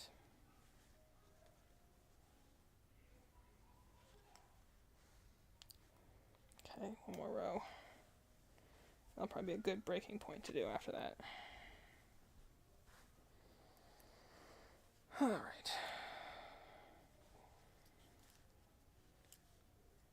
I'm also curious, for anyone who's watching, can anyone hear the music in the background? I put it on very low just so, it wasn't, I didn't want to compete my voice and, make the mic, like, I don't know, blow out or something or get, like, feedback from the mic. But I'm playing this out through my computer right now, this background, through the game capture because I don't know any other way to do it, or at least a better way to do it. But, anyone hear the music in the background? Like, can you actually hear it or not? Or is it, like, too quiet? I realized someone was mentioning how we had, like, quiet, sound on our video game yesterday, so I'm wondering if Mally might have altered the sound things. So I might have to go and check and see our settings so that, like, next time I play video games, it's not too loud. Well, speaking of video games, since I'm going to be wrapping up here in not too long, tomorrow I'm not sure when I'll be able to stream. I would like to trying to do a stream every day, in some capacity. And, I'm thinking a video game. Would anyone be interested in watching me play, may start a new account on Genshin Impact, may start a new account on Star Rail? Honestly, when I started a new account, I should have done it last year because they were giving away a really good unit last year. Because they won in the Game Awards last year. They, like, swept in the Game Awards for their category, mobile game at that point. But, they gave out a really good character last year. And he's not free anymore, unfortunately, but definitely became one of my favorite characters, both as a unit and as a character. Nice when those two things align. There's some very meta characters that are, like, really good in the game in Star Rail that people are like, this character is so useful, and I'm like, But she annoys me as a character, so I will never touch her. Because I think she's annoying. And really, in that game, you don't need to have strong characters unless you really want to do some of the hard game modes. You can honestly get through the majority of the game with the free characters, which is nice. Although by the time you get to the third world, you should have some semblance of currency, so you should be able to pull on for stronger characters if you want to. So look, little chicken butt. Got her little metal toes, little orange feet, and then she's got the yellow. I have a brighter yellow than this actually. I like, excuse me, I like this mashed potatoes color because it's kind of faded, and I think that works well for the withered idea of kind of being a little dirty. So I like that. I debated using a darker gold because withered Chica is kind of a dark gold, but I'm like, this I think will work for what it needs to do. So, yeah. So I think that's as far as I'm going to go for this for right now. I'm on row 10. Okay. Keep that in mind when I keep doing this later. Because I still do have to, shower before my party I'm going to tonight. Hopefully it's not too party-ish. Or, honestly, even just streaming can sometimes take it out of me. But, so, like, Thursday. Thoughts for Thursday. Anyone who's still there lurking. Should I do another crochet stream? Should I do, I need to work my backlog list a little bit more. I have, a lot of my Black Friday purchases came in, so now it's like, instead of 506 games, it's like 518 games. Sorry. But, I need to keep working on that backlog list at some point. I would like to keep crocheting. I would like to start another Genshin account to try it over when. Again, talking to some people that enjoy it sometimes makes me be like, okay, I'm willing to give this another shot. Even just for the fun of it, I would like to, again, do a free-to-play account for that game, do a free-to-play account for Star Rail, because I've practically done a lot of this stuff on Star Rail. I'm almost max level in that game. And just to compare the two of them. Not in a mean-spirited way. Just to legitimately go and compare, and do it as kind of like a growth thing. To show that, you know, Genshin walked so Star Rail could run, type of thing, you know? Just to compare the two of them, and like how this game turns into that game, how they're very similar in a lot of their makeup, but the crucial ways that they've made them better in Star Rail makes it a far more enjoyable experience, even though I can't convince anyone to play it with me, which is crazy. It's amazing how allergic some people can be to turn-based combat. It's not even that hard. I've played a lot of JRPGs, I've played a lot of turn-based combat, and I know some of it can be very grindy. Star Rail does a really good job of easing you in slowly, and then kind of giving you the tools to succeed as you go. You can't really fail unless you're not paying attention. It's like, it does a good job of holding your hand. And like I said, you can get through a lot of the game with the free characters if you know what you're doing. So like, it's amazing how much that can scare off people sometimes, but it's far superior storytelling. Less units is, I think, a good thing, because especially in a tactical RPG, you don't want power creep to sit in too early, because it will, you just don't want it to happen too early. And, you know, I would just like to go and compare and contrast just simple topics, like comparing the Trailblazer between the Traveler, comparing, you know, the first prologue region, the opening cutscene, your starter units, starting regions, even go region by region and compare each of the, like, locations. Granted, I could only go up to 3 because Star Rail only has 3 worlds, and Genshin has more than that right now, but I don't know, it would be a fun thing to me. It would not be a bashing thing, because if I want to compare which game is better, Star Rail wins by a mile. It's just got so much better quality of life improvements. It's a better gacha game. It's much more generous with its resources. It's just superior in every way to me. It's not just to Genshin, to any gacha game I've ever played. It's like, this is a JRPG that's pretending to be a gacha game in Star Rail's case. It's like it's a legitimate game that I actually have pre-ordered a physical edition for. It will come out physically on PS5 next year, and I've pre-ordered that because this is a game that I played for free, that I'm willing to give my money to because I think it's so well made.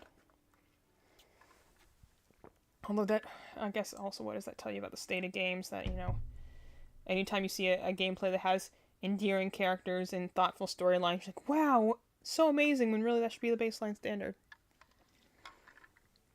Such is the way with movies right now, for sure.